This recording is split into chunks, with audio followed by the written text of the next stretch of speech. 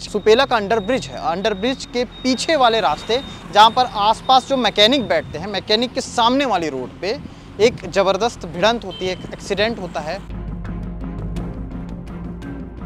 भिलाई के एक होनहार बेटी जो हर क्षेत्र में अपने आप को प्रबल बना रही थी, इस तरह से लगातार जो एक्सीडेंट हो रहे हैं, इस तरह से लगातार जो तेज स्पीड में चल रही गाड़ियों के साथ भिड़ंत हो रही है। 9 जुलाई की घटना है। 9 जुलाई को समय दोपहर 12 बजे के करीब गुन्नू जो गुरनाम है वो अपने घर की ओर जा रहे थे और इसी बीच सुपेला का अंडरब्रिज है, अंडरब्रिज के पीछे वाले रास्ते जहाँ पर आसपास जो मैकेनिक बैठते हैं, मैकेनिक के सामने वाली रोड पे एक ज़बरदस्त भिड़ंत होती है, एक एक्सीडेंट होता है।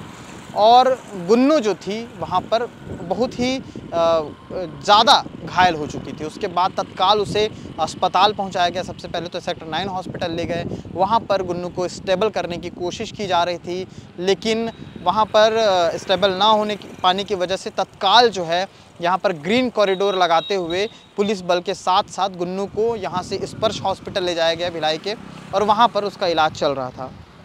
9 जुलाई को 12 बजे की घटना जब हुई तो मैं अपना पर्सनल एक्सपीरियंस अगर बताऊं तो मैं करीब कुछ सेकंड की दूरी पर था, क्योंकि जिस जगह पर ये घटना हुई है मैं खुद वापस रायपुर से आ रहा था और जिस रूट से आ रहा था उसी रूट से वापस जाते समय ही ये सारी घटना हुई थी।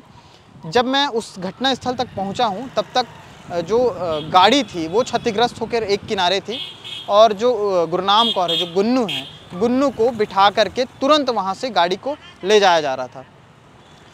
उसके बाद फिर सभी अपने अपनी खबरों पर थे, खबरें कर रहे थे, कोई कहीं था कोई कहीं था। इस दौरान हमने जो सीनियर जर्नलिस्ट हैं कोमल धनेसर, जो गुरनाम कौर की मम्मी हैं, उनसे भी हमने बातचीत करने की कोशिश की। हम जब गए तो पता चला कि वो वहाँ से सेक्टर 9 हॉस्पिटल गई हैं। पता चला कि गुन्नू का एक्सीडेंट हुआ था। हम लोग वापस वहाँ गए, वहाँ से लाने के बाद जो है बेहतर ट्रीटमेंट के लिए डॉक्टर वहाँ पर पहुँचे। लगातार इलाज चल रहा था और इलाज चलते चलते चलते काफ़ी क्रिटिकल कंडीशन के बावजूद भी जो है इलाज जारी था लगातार। ये था, आशा थी, ये था कि गुन्नू है जो आंखें खोलेगी, उठेगी। भिलाई के एक होनहार बेटी जो हर क्षेत्र में अपने आप को प्रबल बना रही थी। आपको बता दें कि इप्टा में भी वो प्रैक्टिस के लिए जाती थी, इप्टा में बाकायदा उसकी ट्रेनिंग भी चलती थी। केपी न्यूज़ में ही हमारे यहाँ पिछले कुछ दिनों पहले इप्टा की एक खबर बनी थी, उसमें भी गुन्नू जब वहाँ प्रैक्टिस कर रही थी उसके भी तस्वीरें ली गई थी, बातचीत की गई थी। गुन्नू के साथ जो रिश्ता था वो हमारे ऑफिस में आना जाना, तमाम जो भी चीज़ें होती थी, कुछ ऐसे हंसी मजाक, बर्थडे वगैरह जो भी होते थे, बाकायदा वो शामिल होती थी। और इसलिए ये चीज़ें हैं जो है बार बार जहन में आ रही हैं।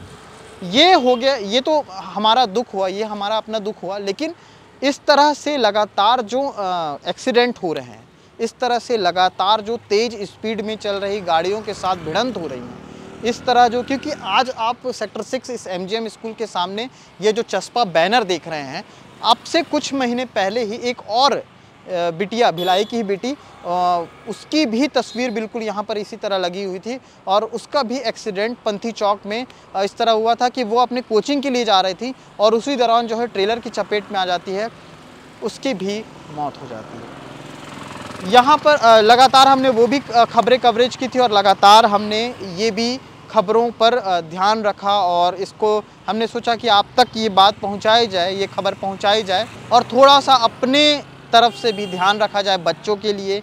और सड़कों पर जिस तरह से बच्चे चलते हैं, छुट्टियां होती हैं, जो भीड़ लगती है, भीड़ भी कई बार हड़बड़ाहट का कारण बनती है।